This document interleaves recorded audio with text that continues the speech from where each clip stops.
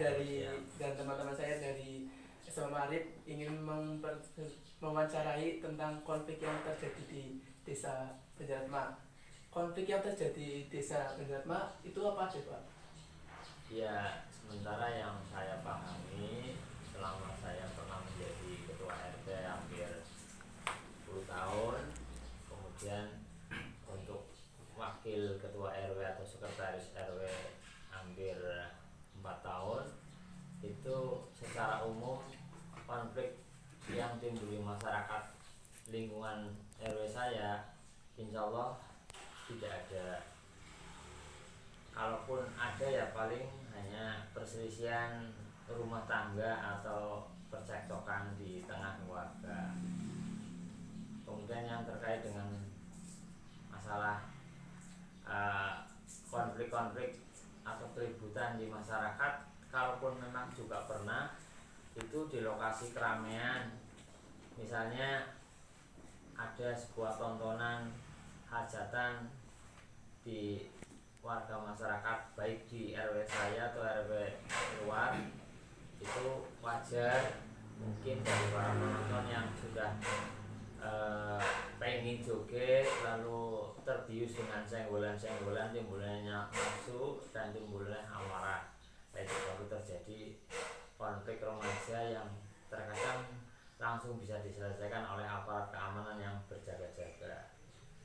Kemudian juga yang pernah konflik lagi di lokasi keramaian seperti bancakan atau pasar malam yang diselenggarakan tiap tahun, itu pun biasanya timbul konflik, pelakunya itu bukan warga, itu pendatang yang terkadang diantara konflik itu terjadi karena mungkin berebut pacar atau mungkin ada yang tersenggol tidak sengaja lalu timbulnya emosi dan sebagainya.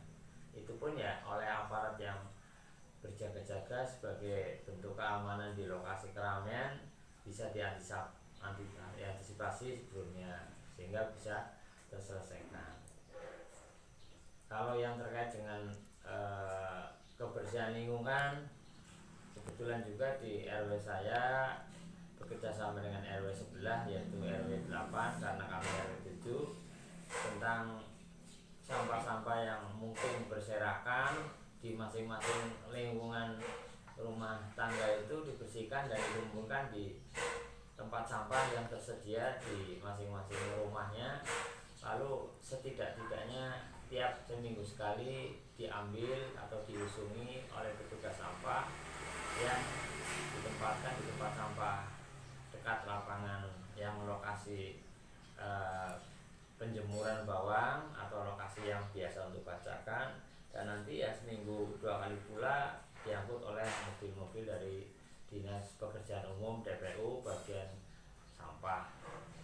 Sehingga untuk yang terkait dengan lingkungan insya Allah sampah-sampah itu bisa dikendalikan atau bisa diantisipasi segala kemungkinannya yang terkait dengan penyakit dari kotoran sampah. Selain konflik tersebut, apakah ada konflik tentang pembagian sembako apa tentang?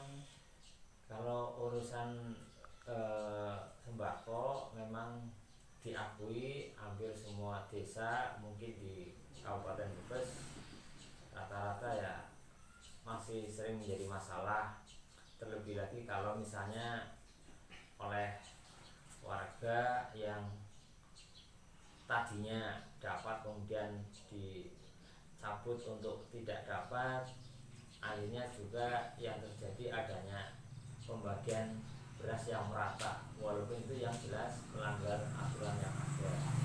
Oleh karena itu diharapkan oleh katakanlah warga itu untuk pendataan setiap warga yang mendapatkan maka sembako itu supaya bisa merata, artinya adil, tidak ada perbedaan, karena masih disinyalir warga juga yang kebetulan sudah dianggap mampu, punya kendaraan lebih dari 2, rumahnya untuk melamikan dan sebagainya, masih seolah-olah mendapatkan bantuan seperti beras. Apa penyebabnya Pak yang terjadi?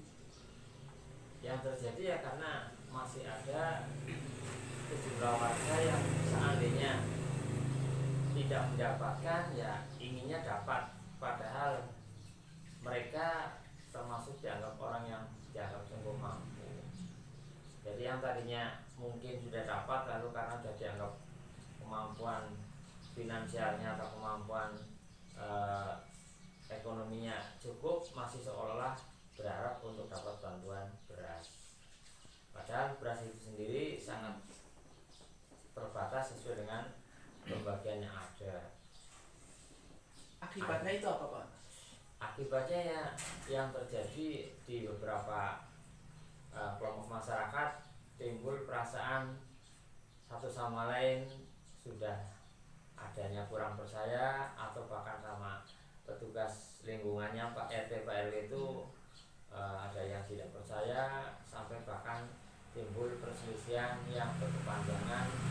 Dalam bahasa orang Jawa itu meneng-menengan ya, yang termasuk tadi akibat dari pembagian sembako yang dianggap tidak merata. Karena sementara ini juga ada yang sudah tidak dapat karena mampu, lalu pengennya dapat terus, sehingga ada juga yang kebetulan orang tidak mampu tidak dapat, timbulah macam perselisihan. Dan perselisihan ini menyangkut pada sikap mental warga kita sendiri yang ada di lingkungan, karena kurang menyadarinya akan artinya bahan-bahan sembako yang sebenarnya untuk kalangan orang miskin. Terus tindakan apa yang Bapak lakukan untuk pemulihan yang dilakukan? Ya, sementara yang pernah saya lakukan sebagai salah satu warga yang pernah menduduki sebagai ketua RT dan juga sebagai sekretaris RW, ya mereka saya kumpulkan dan diberi pemahaman pengertian tentang sembako yang sebenarnya ditentukan diberikan kepada mereka-mereka yang berhak di kalangan orang tidak mampu, sehingga yang sudah menyatakan diri orang cukup mampu walaupun tadinya kurang mampu, ya harus menyadari katakanlah giliran berdasarkan data yang ada. Sehingga seperti misalnya data-data lama yang sudah tidak pas, supaya ada pergantian atau ada perubahan oleh aparat yang bertanggung jawab tentang sembako dari pemerintah desa. Itu sembakonya datangnya berapa bulan sekali, Pak? Kalau yang saya pahami biasanya kalau tidak salah tiap bulan datang, tapi ya pembagiannya tanggalnya tidak mesti, karena pada saat pengumpulan juga harus ada semacam penyetoran dari pihak pengurus lingkungan kepada aparat desa. Jadi artinya insya Allah tiap bulan, tapi untuk tanggal pasnya tidak pas, artinya tidak mesti. Itu dikenakan biaya berapa, Pak, kalau mengambil beras dari desa? Untuk saya sekarang setelah tidak jadi RT dan juga tidak jadi ketua RW, karena kemarin baru ada serah terima pergantian, maka untuk sekarang terang saya tidak tahu nilai-nilainya per kantong. Ya, Pak, segitu aja yang saya bisa memberi Bapak. Iya, ya, sama-sama, mudah-mudahan bisa bermanfaat. Ya, amin. Yang bisa saya sampaikan keterangannya, dan mudah-mudahan bisa ditimbulkan masing-masing oleh siswa yang ada juga. Ya. Terima kasih, Pak. Ya, monggo.